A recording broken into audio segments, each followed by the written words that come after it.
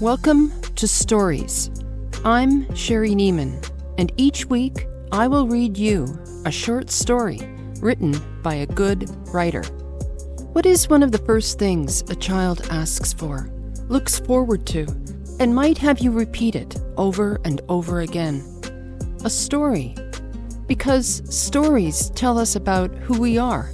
They explain why we do what we do, whether it's good or bad, silly or sad. We need stories to entertain us. As Isaac Bashevis Singer said about writing, analysis of character is the highest form of human entertainment, and it does it, unlike gossip, without mentioning specific names. So, it's less malicious. If you like this podcast, please write a review. Even if you don't like it, go ahead and write a review. Thank you for listening. Barbara Janet Baynton was born in 1857 in Scone, Australia, and died in Melbourne, Australia in 1929. Her parents were Irish bounty immigrants. This meant that a colonist in Australia paid their way over and employed them once they arrived. The employer would then be reimbursed by the government for all or part of the cost of the passage. However, in order to be welcomed into polite society and gain employment as a governess, Baynton claimed that her father was Captain Robert Kilpatrick of the Bengal Light Cavalry. Her father was really John Lawrence. She also made herself younger by 5 years. She married the son of their employer, who ran off with her niece, but not before having 3 children with him. 3 years later, she married Dr. Thomas Baynton. He had many literary friends, and 6 years later, she started to write short stories. They were married for 14 years, until he died and left his entire estate to her. She continued to write. In 1921, she married her 3rd husband, who was the 5th Baron of Headley. She became Lady Headley. Lord Headley was also a convert to Islam. They broke up in 1925 because he refused the throne of Albania. Yes, a group of rich Albanians were looking for a king. A young woman is alone with her infant in the Australian bush, or outback, while her husband is away working. One night she is stalked by a swagman, or itinerant laborer, and does everything in her power to save herself and her baby. And now, without further ado, here is The Chosen Vessel by Barbara Baynton.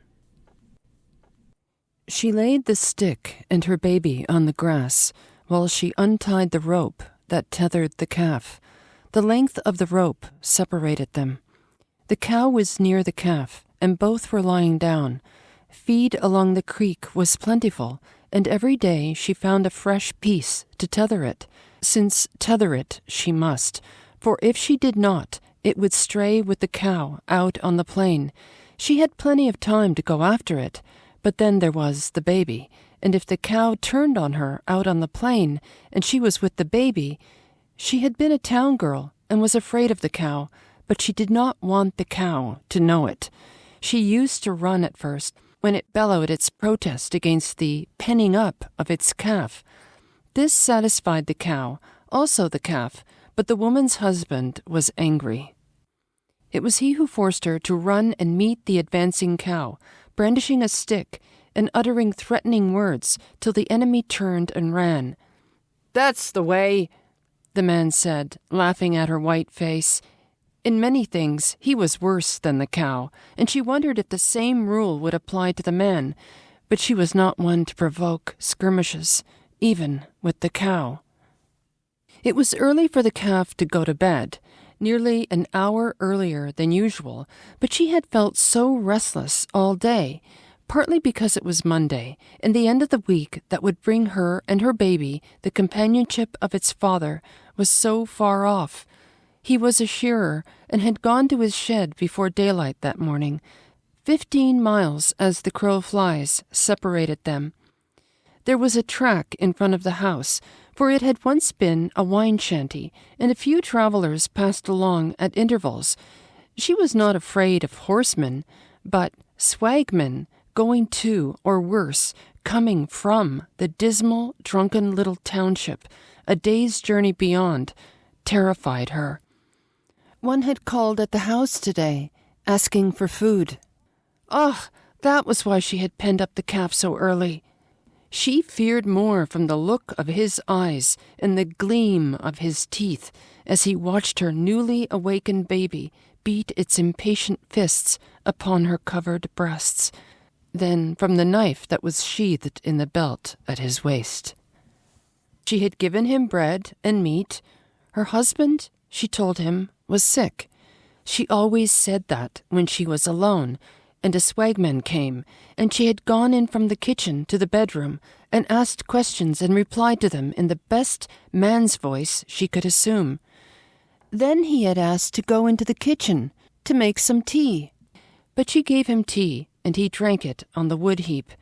He had walked round and round the house, and there were cracks in some places, and after the last time he had asked for tobacco.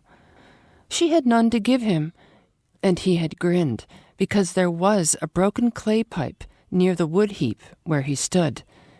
And if there were a man inside, there ought to have been tobacco. Then he asked for money. But women in the bush never have money. At last he had gone, and she, watching through the cracks, saw him when about a quarter of a mile away, turn and look back at the house. He had stood so for some moments, with a pretense of fixing his swag, and then, apparently satisfied, moved to the left, towards the creek. The creek made a bow around the house. When he came to it, she lost sight of him. Hours after, watching intently for signs of smoke, she saw the man's dog chasing some sheep that had gone to the creek for water, and saw it slink back suddenly, as if the man had called it. More than once she thought of taking her baby and going to her husband, but in the past, when she had dared to speak of the dangers to which her loneliness exposed her, he had taunted and sneered at her. She need not flatter herself, he had coarsely told her, that anybody would want to run away with her. Long before nightfall, she placed food on the kitchen table, and beside it lay the big brooch that had been her mother's. It was the only thing of value that she had. And she left the kitchen door wide open. The doors inside she securely fastened. Beside the bolt in the back one, she drove in the steel and scissors. Against it, she piled the table and the stools. Underneath the lock of the front door, she forced the handle of the spade and the blade between the cracks in the flooring boards. Then the prop stick, cut into lengths, held the top as the spade held the middle. The windows were little more than portholes. She had nothing to fear through them. She ate a few mouthfuls of food and drank a cup of milk, but she lighted no fire, and when the night came, no candle, but crept with her baby to bed. What woke her? The wonder was that she had slept. She had not meant to, but she was young, very young. Perhaps the shrinking of the galvanized roof, yet hardly, since that was so usual. Something had set her heart beating wildly, but she lay quite still, only she put her arm over her baby. Then she had both round it, and she prayed, little baby, don't wake." The moon's rays shone on the front of the house, and she saw one of the open cracks, quite close to where she lay, darken with a shadow.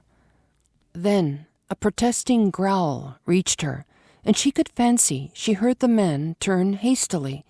She plainly heard the thud of something striking the dog's ribs, and the long flying strides of the animal as it howled and ran.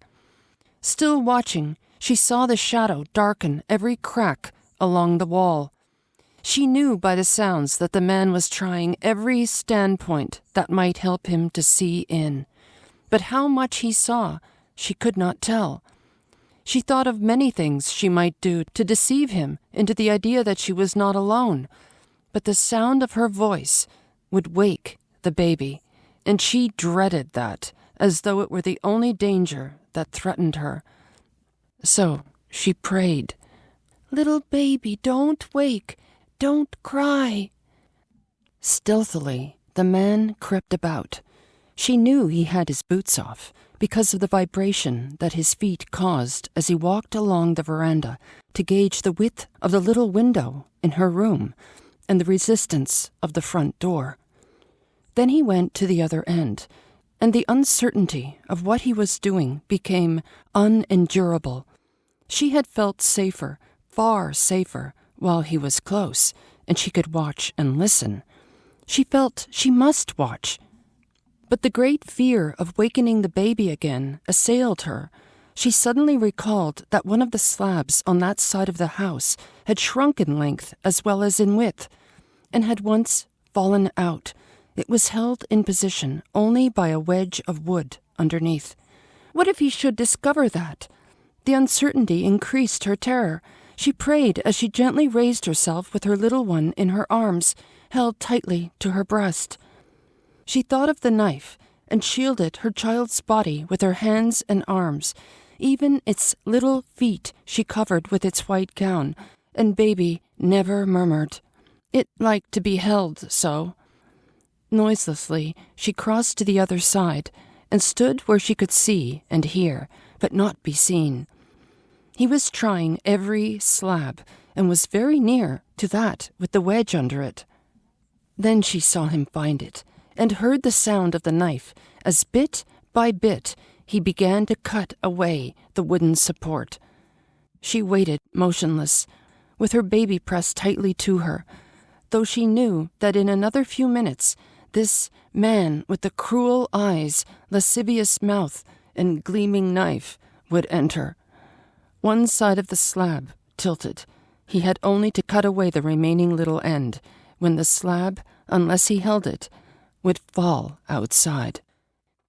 She heard his jerked breathing as it kept time with the cuts of the knife, and the brush of his clothes as he rubbed the wall in his movements, for she was so still and quiet that she did not even tremble.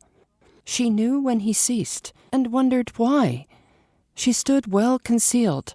She knew he could not see her, and that he would not fear if he did. Yet, she heard him move cautiously away. Perhaps he expected the slab to fall. Still, his motive puzzled her, and she moved even closer and bent her body the better to listen. "Oh, what sound was that? Listen, listen," she bade her heart that had kept so still, but now bounded with tumultuous throbs that dulled her ears. Nearer and nearer came the sounds, till the welcome thud of a horse's hoof rang out clearly. "Oh, God! Oh, God!" she cried, for they were very close before she could make sure. She turned to the door, and with her baby in her arms tore frantically at its bolts and bars.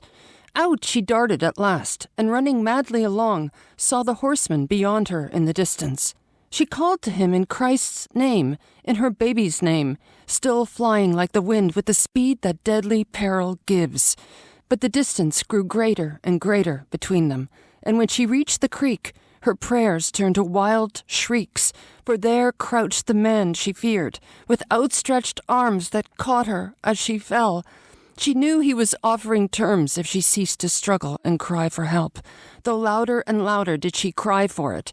But it was only when the man's hand gripped her throat that the cry of "murder" came from her lips, and when she ceased, the startled birds took up the awful sound and flew shrieking over the horseman's head. "By God," said the boundary rider, "it's been a dingo right enough. 8 killed up here, and there's more down in the creek. A ewe and a lamb, I'll bet. And the lamb's alive. and he shut out the sky with his hand and watched the crows that were circling round and round, nearing the earth one moment, and the next shooting skywards. By that he knew the lamb must be alive. Even a dingo will spare a lamb sometimes. Yes, the lamb was alive, and after the manner of lambs of its kind, did not know its mother when the light came. It had sucked the still, warm breasts, and laid its little head on her bosom, and slept till the morn. Then, when it looked at the swollen, disfigured face, it wept, and would have crept away, but for the hand that still clutched its little gown. Sleep was nodding its golden head and swaying its small body, and the crows were close, so close, to the mother's wide-open eyes, when the boundary rider galloped down. "Jesus Christ!" he said, covering his eyes. He told afterwards how the little child held out its arms to him, and how he was forced to cut its gown that the dead hand held. Part 2. It was election time, and as usual, the priest had selected a candidate. His choice was so obviously in the interests of the squatter that Peter Hennessy's reason for once in his life had overridden superstition, and he had dared promise his vote to another. Yet he was uneasy, and every time he woke in the night, and it was often, he heard the murmur of his mother's voice. It came through the partition or under the door. If through the partition, he knew she was praying in her bed, but when the sounds came under the door, she was on her knees before the little altar in the corner that enshrined the statue of the Blessed Virgin and Child. "Mary, Mother of Christ, save my son, save him!" prayed she in the dairy as she strained and set the evening's milking. "Sweet Mary, for the love of Christ, save him!"